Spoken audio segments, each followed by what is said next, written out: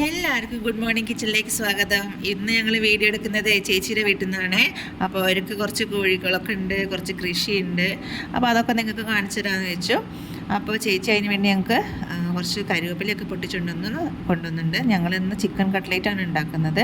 അപ്പോൾ അതിന് വേണ്ടി ഒരു വലിയ ഉള്ളി ചെറുതാക്കി അരിയുക, ഒരു ക്യാരറ്റ്, 2 പച്ചമുളക്, ഇഞ്ചി വെളുത്തുള്ളി പേസ്റ്റ്, പിന്നെ ബ്രെഡ് ക്രംസ് ആക്കണം. അത് ഞങ്ങൾ ഒന്ന് ബ്രെഡ് ചൂടാക്കിയിട്ട് മിക്സിയിൽ അടിച്ചാൽ മതി. അപ്പോൾ നമുക്ക് പൊടിയായിട്ട് കിട്ടും. അപ്പം ഉരുളക്കിഴങ്ങ് സെപ്പറേറ്റ് വേവിച്ചു, ഉപ്പിട്ടിട്ട് തൊലിയോടെ തന്നെ വേവിച്ചു.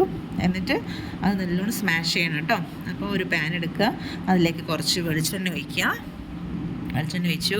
പിന്നെ ഇഞ്ചി വെളുത്തുള്ളി പേസ്റ്റ് നല്ലോണം വാട്ടിയെടുക്കുക. അതിനുശേഷം പച്ചമുളക്, 2 പച്ചമുളക് വാട്ടെടുത്തത്, കറിവേപ്പില, മല്ലിയില, ഒരു ഉള്ളി അത് കുഞ്ഞായിട്ട് അരിയുക കേട്ടോ. പിന്നെ ഒരു ക്യാരറ്റ്, പിന്നെ അതുമാതിരി തന്നെ ഗരം മസാല, കുറച്ച് കുരുമുളക് പൊടി, ഞാൻ മഞ്ഞൾപ്പൊടി ഒന്നും ഇടുന്നില്ല, ഉപ്പ്, പിന്നെ കുറച്ച് ചിക്കനും സ്മാഷ് ചെയ്തെടുക്കുക.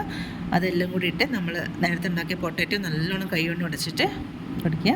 നല്ല ഉരുളകളായിട്ട് ഏത് ഷേപ്പ് വേണമെങ്കിൽ നമുക്ക് കട്ട്ലേറ്റ് ഹാർട്ടോ അല്ലെങ്കിൽ റൗണ്ടോ അല്ലെങ്കിൽ എങ്ങനെയാക്കാം. എനിക്ക് പറ്റുന്ന രീതിയിൽ ഒരു റൗണ്ടാക്കി എഗ്ഗിൽ ഒന്ന് ഡിപ്പ് ചെയ്യുക. അത് കഴിഞ്ഞിട്ട് ബ്രെഡ് ക്രംസിലും ഒന്ന് ഡിപ്പ് ചെയ്തിട്ട് നമ്മൾ ചൂടുള്ള എണ്ണയിലേക്ക് ഇട്ട് പൊരിക്കാം.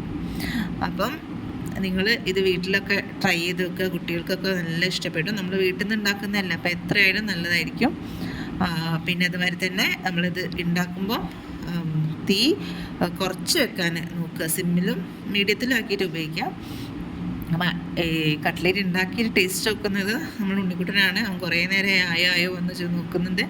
അപ്പം അവൻ തന്നെ ആദ്യം കൊടുത്ത്, അപ്പോൾ അടിപൊളിയാണെന്ന് പറഞ്ഞു. അപ്പം നിങ്ങൾ ആദ്യമായിട്ട് എൻ്റെ ചാനൽ കാണുന്നവരാണെങ്കിൽ സബ്സ്ക്രൈബ് ചെയ്യണം, ലൈക്ക് ചെയ്യണം, ഷെയർ ചെയ്യണം. താങ്ക്